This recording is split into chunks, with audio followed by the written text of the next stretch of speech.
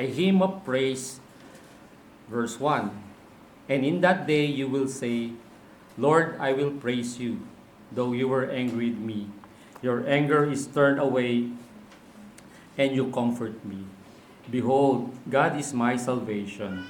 I will trust and not be afraid. For Yah the Lord is my strength and song, and He has also become my salvation.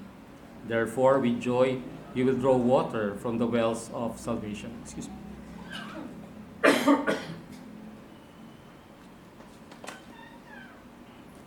And in that day you will say, Praise the Lord, call upon His name, declare His deeds among the peoples, make mention that His name is exalted. Sing to the Lord, for He has done excellent things. This is known in all the earth.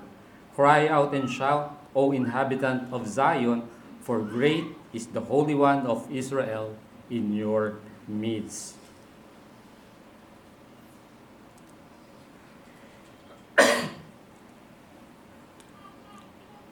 Now, God's goodness and greatness are the ultimate reasons of praise, gaya ng nabanggit nung last scripture reading. But what is more than God's manifesting His goodness than the incarnation of Jesus?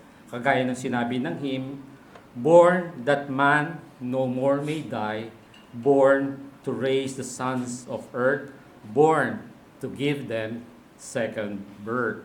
Now, Isaiah breaks forth in praise and thanksgiving for God's unspeakable gift and for what that gift means to those who receive it. Now, this chapter also outlines the manner of praise that should be given to our God. Bunga nga nung God's goodness and greatness, we praise Him. Now, normal sa tao na kapag nakakatanggap ng gifts o regalo, ang polite na response ay magpasalamat doon sa nagbigay, di ba? To give thanks. Paano pa kaya sa gift na binigay ng Diyos, ang kanyang bugtong na anak na si Jesus? Binigyan tayo ni Isaiah ng template kung paano magpasalamat sa Diyos dahil sa gift of salvation. So it's just a template. But first manner of praise, we are to give thanks. Gaya na sinabi sa verse 4, praise the Lord. Yung salitang praise has the idea of confession, praise, and gratitude. In praise, ina-acknowledge or kino-confess natin the Lord for what He is and what He has done. And with gratitude in our hearts, we express our thanks to Him specifically for what He has done for us individually. Ang importante dito, Isaiah 12 illustrates the logic of the Heidelberg Catechism. Now, ano po iyon? God was angry. Now, that is our misery. God is not angry anymore. That is our deliverance. Praise God. That is our gratitude. Now, the second manner of praise, we are to pray. Call upon His name. Verse 4 pa rin. Prayer ang paraan para ma-express natin ang total dependence sa Diyos. Not praying is spiritual insensitivity and ingratitude. Isa sa mga great consequences of reconciliation, yung peace with God, ay yung fellowship, communion, at open access to heaven's throne. Lahat ng mga ito ay naging posible lang dahil sa ginawa ni Jesus, who came into this world as Emmanuel to bring people to God. Normal din sa mga tao na maging excited kapag nakakatanggap ng gift. Kaso kapag lumipas na yung panahon, yung gift ay hindi na napapansin, taken for granted. Iyan yung nakakalungkot sa mga professing Christian na they get used to being saved. Kagaya ng pinrich ni Pastor kanina umaga. Pero kung tayo ay laging nakatingin sa ating Panginoong Jesus, hindi tayo magsasawa doon sa gift. Sasamantalahin natin yung advantage of all we have in Him.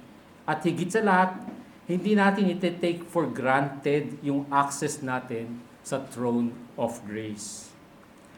Now, the third manner of praise, we are to testify. Declare His doings among the people, make mention that His name is exalted. Same verse. Kasama sa excitement natin na makatanggap ng gift ay yung kinikwento natin sa iba kung ano yung natanggap natin. Ang tanong, gaano kadalas natin tinetestify yung most precious gift na natanggap natin on that first Christmas day? Yung gift of Christmas is the gospel, the good news that God gave His Son to deal with our sin.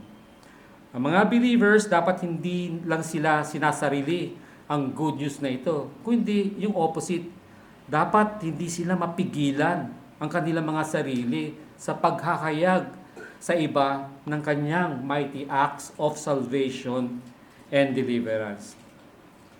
Sa madaling salita, evangelism is praise in action. Fourth, we are to sing. Sing unto the Lord, verse 5. Madalas sa scriptures, singing is synonymous to praise. Singing ay isang paraan ng worship and to honor God. Now sa verse 6, malinaw na sinasabi yung sentiment of the heart is more important than the melody. Ganito yung sinabi sa verse 6, cry out and shout. Kaya kung mahirap dalhin or i-maintain yung tune, a heart overwhelmed with grace will want to make a joyful noise to the Lord. Dapat merong genuine spiritual excitement patungkol sa ginawa ng Diyos sa gospel of saving grace. Now, the bottom line is simply that we should never get over the wonder of Christ's birth. Kung i-translate natin ito sa panahon ngayon, hindi dapat tayo maka-move on kung gaano ka-awesome yung birth ni Jesus Christ.